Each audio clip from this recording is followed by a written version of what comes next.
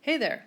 So in this video we're looking at how policymakers handle economic crises, what we used to do, what has happened since the 1930s, and basically what macroeconomics is all about. So it used to be that economists prior to the 1930s thought, kind of like Adam Smith, that competition and free markets would take care of themselves and that the economy would always right itself if it got tipped over. And so when the Great Depression came along, Herbert Hoover did nothing because that's what all the economists were telling him to do. There was no model of why recessions happen. There was no good explanation about why they were happening. We just thought, well, it's kind of like a forest fire. You need the forest to burn every so often to kill off the old deadwood, and the forest will come back healthier. And so some firms will fail. That's to be expected, but they were getting bloated and there was too many of them anyway, so let's just let the recession happen and we'll be better on the other side. John Maynard Keynes wasn't having any of it. This is known as the father of macroeconomics, and he said, "The long run is a misleading guide to current affairs. In the long run, we are all dead. Economists set themselves too easy, too useless a task, if in tempestuous seasons they can only tell us that when the storm is past, the ocean is flat again." So, if you couldn't tell, he's British, and he's going to cut right to the chase and say, look, we're useless if we're not helping out in the short run. When we hit a recession, when the GDP drops, when production drops for 6 months or more, or even any amount of time, but of course a true recession is only called when it's been 6 months of dropping GDP, the true costs are human costs, right? So you have economic costs when you have people not working, you have a lot of drop in production, but also when you have people not working, you have their drop in income and the rise in stress. Means that suicide rates go up, means that abuse rates go up, early death goes up. The opioid crisis in America is sometimes thought of as the lack of economic opportunity for a certain segment of the population, non-college educated white males. And so for a long time, mostly as a result of John Maynard Keynes' work, the federal government in the US and most governments around the world have agreed that part of their new role is to protect the stability of the economy. And that means protecting GDP from dropping, protecting unemployment from rising, and protecting inflation from getting out of hand, protecting the economy from basically bad things. How does it do that, you might ask? Well, monetary and fiscal policy are two different ways that you can achieve the same thing. Monetary policy is basically knowing that people want to borrow money to spend and buy things, and sometimes need to, for instance, for cars and houses. You can encourage them to buy more if you reduce the interest rate, right? So reducing the interest rate is going to give you cheaper loans and more spending. And that's done by the Federal Reserve. Fiscal policy is done by the federal government, and that is also during a recession, trying to get people to spend more, but doing it directly by increasing government purchases in the economy. Maybe they're hiring more teachers, maybe they're buying more goods and services, maybe they're doing more bridge rebuilding projects. And so you can get more spending that way in the economy. Or you can reduce taxes, right? Because the federal government has control over both government spending and taxes. And so if they want to increase spending, they either increase their own spending or cut taxes. And all of this has the effect of basically adding money into the flow, right? And making it cheaper, or making it cheaper for households to use their own money to buy stuff. So basically increasing demand in the market for goods and services, which then spurs firms to hire more, speeding up the circular flow again. Money begins to flow, they hire more workers, these workers have money and they spend it. And so you've basically injected the economy with some money. And why is that needed? because something happened originally to take money out, right? So households were fearful of losing their jobs, or there was a stock market crash, or there is an ongoing pandemic, or whatever. So households save money in fear, and that money does not go into goods and services. And so money is leaking out of the circular flow and not able to continue the cycle of sort of spending and income and spending and income. And one of the interesting things about John Maynard Keynes is he said there's nothing inherently that can reverse this. Nothing in the market can reverse this, the animal spirits of, is what he called them, of people sort of freaking out and not spending money. And it's not just individual consumers, it's also businesses, right? They freak out, and in collective fear and uncertainty, they reduce their spending. And as they reduce their spending, we've already talked about this, that reduces the flow of money back into the circular flow. And so when this reduction in spending happens, when this increase in savings happens, firms respond by laying off workers, which creates further drops in income and further reasons for consumers and businesses to fear spending money, and so this continues to drop. And now a little bit about COVID-19 pandemic recession.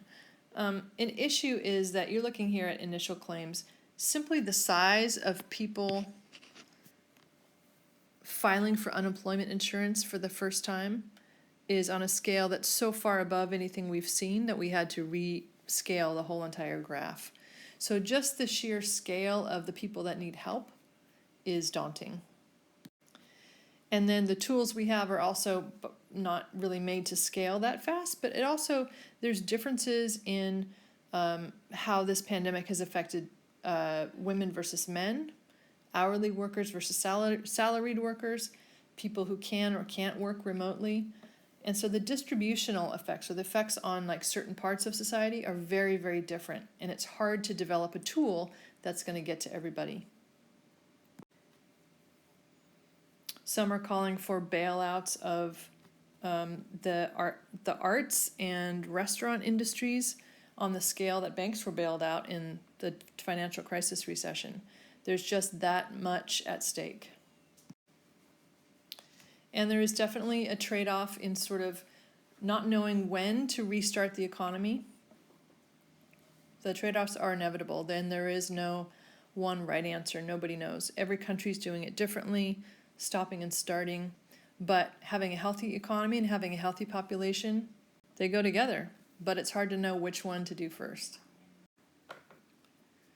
A look at interest rates. So you're looking at the effective federal funds rate.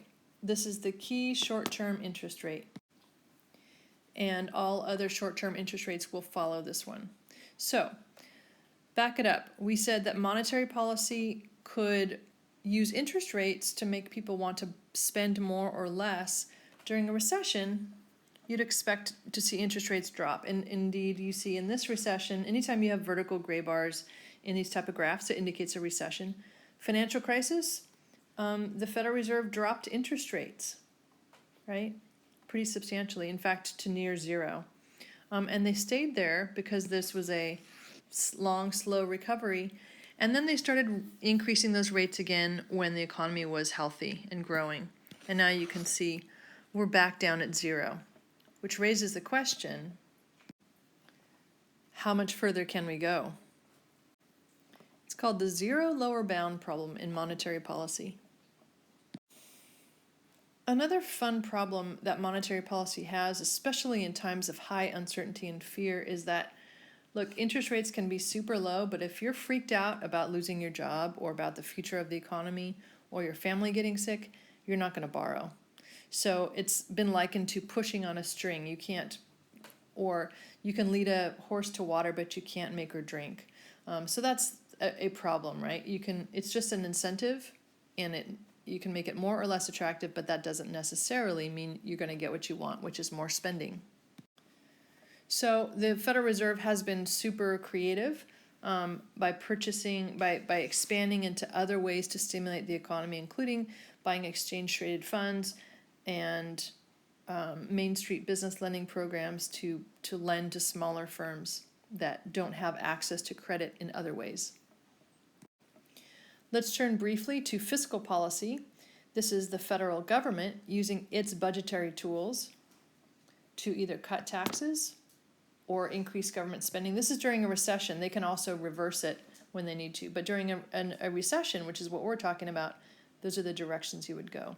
And can we agree that taxes are revenue for the government and spending is a cost for the government? So your deficit is how much your government spending outweighs your tax revenue.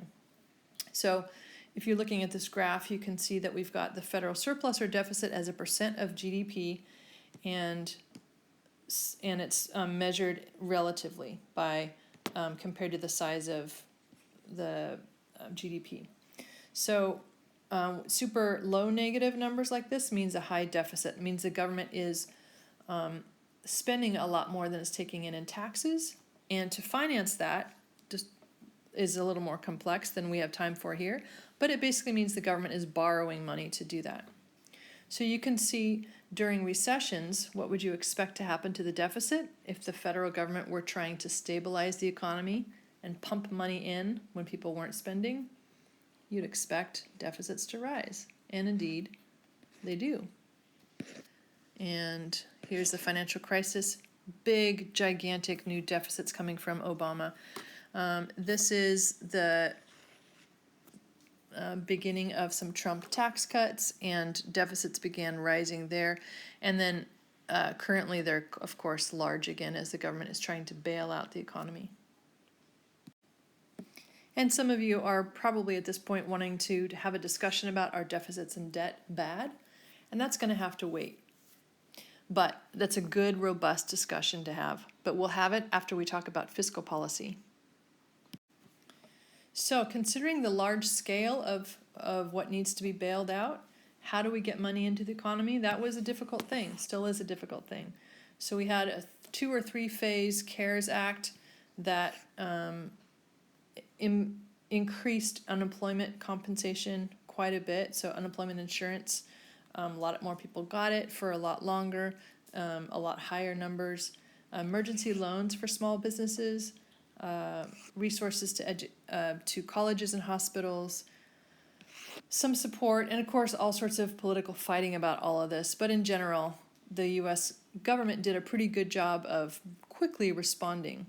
Now, because it was so large and because it was so quick, some of the stuff got wasted and went to people it shouldn't have gone to, etc. And a lot of people couldn't get their stuff in time, couldn't even apply for unemployment because they couldn't get through to their unemployment offices.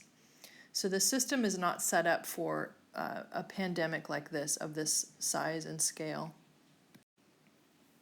All right, practice question time.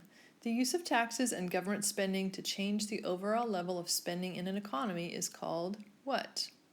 Go ahead and pause it, work through it, and then we'll go through the answer. And here comes the answer. You know that if it's government and it's taxes and spending, it's going to be fiscal policy.